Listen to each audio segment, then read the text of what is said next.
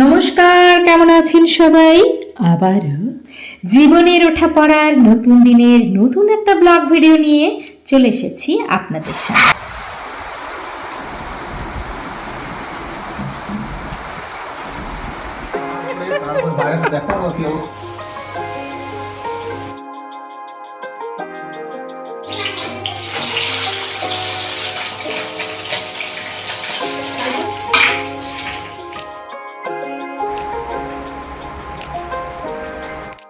Good morning, কেমন আছো সবাই? আশা করছি যে যেখান থেকে ভিডিওটা দেখছো প্রত্যেকে ভীষণ ভালো আছো, আর তোমাদের ভালোবাসায় আমিও ভালো আছি। তো এই যে আপনাদের দাদা কিন্তু বেরিয়ে গেছেন বাজারে, আর এই বৃষ্টির মধ্যে বাজার মানে বুঝতেই পারছেন কি অবস্থা। তো যাই হোক, এখনো পর্যন্ত আসেননি, তা আমি ভাবলাম দাঁড়িয়ে দাঁড়িয়ে একটুখানি চা খাই। টিফিন খেয়ে তারপরে উনি বাজার গেছেন। বন্ধুরা, আমি কিন্তু লিপস্টিক লাগাইনি, এই ঠোঁটটা না ক্যামেরায় কিছু সেটিংস হয়ে গেছে ওর জন্য। তো এখন কিন্তু একে একে করে সব রেনকোট বের করার পালা। যাই হোক, সঙ্গে থাকুন, দেখতে থাকুন, আশা করছি ভালো লাগবে। যে আসি,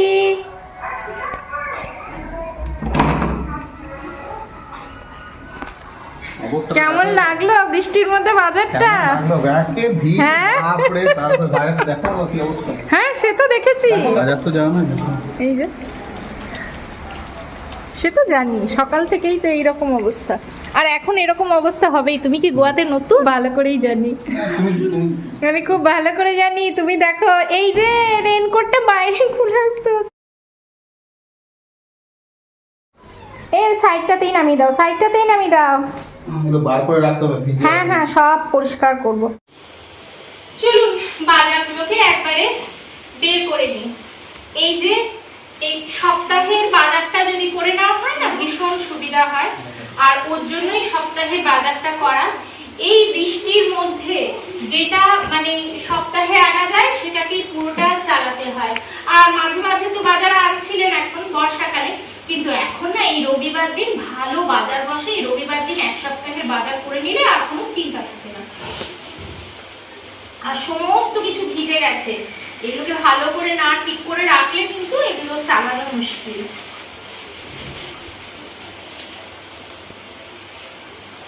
ওর জন্য আমি কিন্তু যতটা প্রয়োজন ততটাই মানে এক সপ্তাহের মধ্যে এনে সেটাকে পুরো চালানোর চেষ্টা করি আর কি। আজকে আপনাদের সাথে শেয়ার করব সংসার থেকে কিভাবে অপচয় রোধ করে টাকা জমাতে পারি, বা আমরা আমাদের প্রতিদিনের কাজকর্ম, দৈনন্দিন জীবনের সমস্ত রকম প্রয়োজন মিটিয়ে খুব সহজে অনায়াসে কিভাবে টাকা জমাতে পারি। চলুন সেটাই আজকে আপনাদের সাথে শেয়ার করব, মানে বাজেট প্ল্যানিং। সব ভিজে একেকার কাণ্ড। এই বর্ষাকালে বাজার যাওয়াও আমাদের এখানে ভীষণ কষ্টকর। বন্ধুরা, আমরা কিন্তু মেয়েরাই পারি খুব সুন্দর করে সংসারের প্রতিটা জিনিসকে গুছিয়ে রাখতে, সেই রকম আমরাই কিন্তু পারি সংসার থেকে একটু একটু করে টাকা জমিয়ে রাখতে। আমি যেটা প্রত্যেক বাড়ি করে থাকি সেটা হচ্ছে বিশেষ করে আলুটা, পেঁয়াজটা, রসুনটা যেগুলো একটু সুবিধা পাই সেটা আপনাদের দাদাকে বলি একটু বেশি করে আনবে। এই যে আজকে যেমন পেঁয়াজটা একটু কম, ভালো দিনই চলে যাবে একটু গুছিয়ে রান্না করতে পারলে। আর খুব বেশি আমি তো মশলা দিই না, যার জন্য এটাকে পেটে ছড়িয়ে রেখে দিতে হবে। যখন যেটা সস্তা পাওয়া যায় তখন সেটা কিন্তু নিয়ে আসতে হয়। না, তোমাদের একটা জিনিস নিয়ে এসেছি। কি নিয়ে এসেছি? আরে একদম গাছের ধরো। এখানে রাখো, আমি আজকে নিচেই বসে পড়েছি কাটতে, এখানে রাখো, কষ্ট করছে তো। তো হঠাৎ চোখে পড়লো যে তিনটেই বড় বড় হয়ে যায়, আর প্রচুর আছে ছোট ছোট, তো তিনটে বড় ছিল, তো তিনজন মিলে তিনটে নিলাম। আর এখন এত বৃষ্টি যে পাখিদের জন্য রেখে দেবো, পাখিদের জন্য অলরেডি ওইদিকে একটা গাছ আছে না, পাখিরা আছে খায়, কিন্তু যা বৃষ্টি পাখি কোথায় আসবে। আর এদিকের এটা তো অত বুঝতে পারে না, কোনার মধ্যে গাছটা তিনটেই বড় হয়েছিল, তো তিনজন মিলে তিনটে নিলাম। আর ছোটোগুলো এখন ছোটো আছে, ওগুলো বড় হয়নি, একটু বড় কিছুদিন টাইম লাগবে। আপনারা যারা মাছ মাংস এগুলো বেশি খান তাহলে সপ্তাহের একদিন এনে খুব সুন্দরভাবে আলাদা আলাদা জায়গায় এগুলো কিন্তু পাট পাট করে গুছিয়ে রাখবেন। আর যারা আমাদের মতো খুব বেশি মাছ মাংস খেতে পছন্দ করেন না তারা অল্প অল্প করে এনে অল্প কিছু দিনের জন্য গুছিয়ে রাখবেন। যেমন আমাদের বাড়িতে মাংস কিন্তু আমার ছেলেরাই খায়, তার জন্য অল্প করে এনেছি, সেটাকেই কিন্তু আমি ভাগ করে রেখে দেব। তো আজকে যেহেতু খাসির মাংস এনেছে খুব বেশি দিনের জন্য রাখবো না, অন্তত 2 দিন ওরা খাবে আর কি, সেরকম করেই রাখবো। আর মাছটাও আমরা খুব বেশি দিন রেখে খেতে পছন্দ করি না, তার জন্য কিন্তু বেশি মাছও আমাদের আনা হয় না। যেহেতু এখানে বেশিরভাগটাই সমুদ্রের মাছ পাওয়া যায়, আর সমুদ্রের মাছটা টাটকা পাওয়া গেলেও খেতে সেরকমভাবে খুব সবাই যে পছন্দ করে তেমনটা নয়, তাই মাছটাও কিন্তু আমরা একটু কমই খাই, আপনারা হয়তো দেখে থাকবেন। তো যাই হোক, তো সেরকম করে কিন্তু মাছ মাংসটা যদি ভাগ করে রেখে দেন তাহলে ভীষণ সুবিধা হয়, তাহলে একবারে টাকাটার হিসেবটাও পাওয়া যায়। আর আপনি কিন্তু সেটা সুন্দরভাবে গুছিয়ে যদি রেখে দিতে পারেন তাহলে 1 সপ্তাহ আপনার কিন্তু অনায়াসে চলে যায়। আবার অনেকে একটু বেশি দিনের জন্যও কিন্তু কিনে গুছিয়ে রেখে দেন। তো এই যে আজকে ছেলেদেরকে একটুখানি পেঁপে আলু দিয়ে আর খাসির মাংসের ঝোল করে দিচ্ছি। অনেকটা দেরি হয়ে গেছে, বৃষ্টি পড়ছিল, এই বৃষ্টির মধ্যে বাজার করে এনেছে, তারপরে সমস্ত কিছু বাজার পরিষ্কার করে গুছিয়ে রাখতে রাখতে এখনো পর্যন্ত গুছিয়ে উঠতে পারিনি। এখন ফ্যানের তলায় সমস্ত কিছু শুকোতে দিয়েছি। বুঝতেই পারছেন এই বৃষ্টির ওয়েদারে সমস্ত কিছু শুকোতে না দিলে হবে না। আর এখন পেঁপে দিয়ে আলু দিয়ে মাংসের ঝোল করব, আমাদের জন্য মাছটা করব, দেখা যাক কখন হয়ে ওঠে।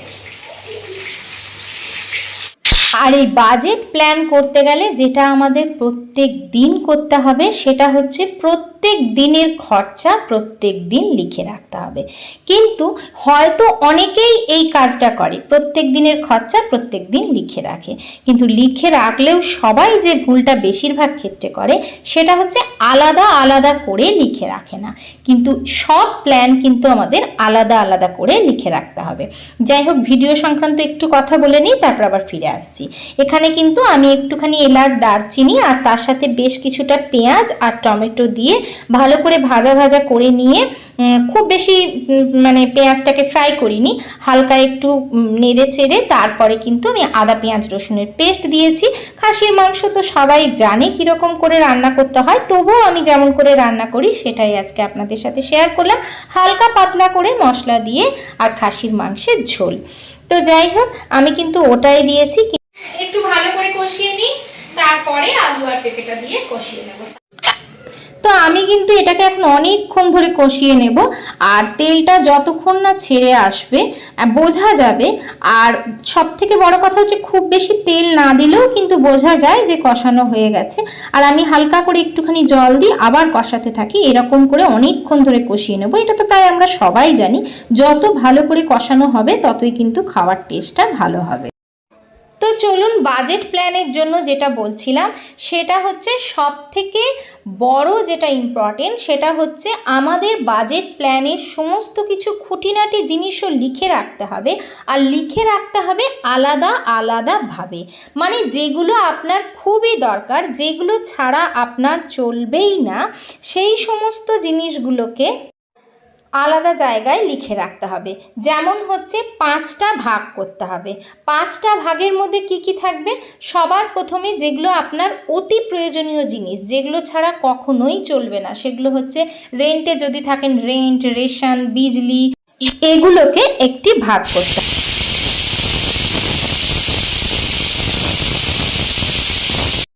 প্রথমেই আপনাকে দেখতে হবে যে মাসের প্রথমেই আপনার কাছে কত টাকা থাকছে বা কত টাকা আসছে, সেটা অনুযায়ী আপনাকে এই ভাগগুলো করতে হবে। প্রথম ভাগটায় থাকতে হবে 50%, মানে আপনার যে টাকাটা আপনার কাছে আছে তার 50% আপনি রাখবেন প্রথম ভাগের জন্য, যেগুলো অতি প্রয়োজনীয়, যেগুলো ছাড়া চলবেই না। ওই যে বললাম রেশন, বিজলি, রেন্ট, ইএমআই, এগুলো। সেকেন্ড যে ভাগটা সেটা হচ্ছে নিড, যেমন হচ্ছে বাইরে খাওয়া দাওয়া, ঘোরা, শপিং, এটার মধ্যে থাকবে হচ্ছে 30%, যেগুলো আপনার না হলেও চলে যাবে। পেঁপে আলু দিয়ে লাল লাল মটনের ঝোল রেডি, নামাবার সময় একটুখানি গরম মশলা দিয়েছি। আর 3 নম্বরে থাকবে হচ্ছে সেভিংস। আপনি যে সেভিংস করবেন আর এমার্জেন্সি যে ফান্ড করবেন সেটা আলাদা আলাদাভাবে 20% দিতে হবে সেই ফান্ডটার জন্য। তো এইবারে দেখুন, আপনাকে সেভিংস যেটা আপনাকে করতেই হবে, আর এমার্জেন্সি ফান্ডের জন্য রাখবেন কিছুটা টাকা। এবারে যেগুলো হয়তো হঠাৎ করে কোনো কিছু দরকার হলো তখন যাতে আপনি টাকাটা সঙ্গে সঙ্গে বের করতে পারেন তার জন্য। আর এই দেখুন বাইরে কিন্তু বৃষ্টি এখনো চলছে।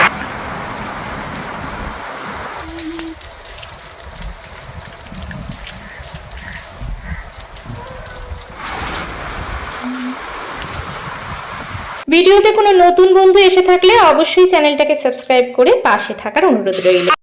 আপনি যদি এক্সট্রা কিছু ইনকাম করেন অবশ্যই সেটা কিন্তু সেভিংস এর খাতাতেই রাখবেন। আর সবথেকে বড় চ্যালেঞ্জ হবে এটাই, যে খাতে যত টাকা আছে সেই খাতের টাকাই আপনাকে খরচা করতে হবে। যদি শেষ হয়ে যায় এক্সট্রা কোনো জায়গা থেকে কিন্তু কোনো খাত থেকে আপনি টাকা নিতে পারবেন না, বা বেঁচে গেলে সেটাকেও কিন্তু ইউজ করতে পারবেন। ভিডিওগুলো ভালো লেগে থাকলে ফ্রেন্ড আর ফ্যামিলির সাথে শেয়ার করার জন্য অনুরোধ রইল। সবার জন্য অনেক অনেক ভালোবাসা, আন্তরিক শুভেচ্ছা। সুস্থ থাকবেন, ভালো থাকবেন। আজকে তাহলে এখানেই আসি, দেখা হচ্ছে পরবর্তীকালে নতুন ভিডিওর সাথে। ততক্ষণ পর্যন্ত টাটা।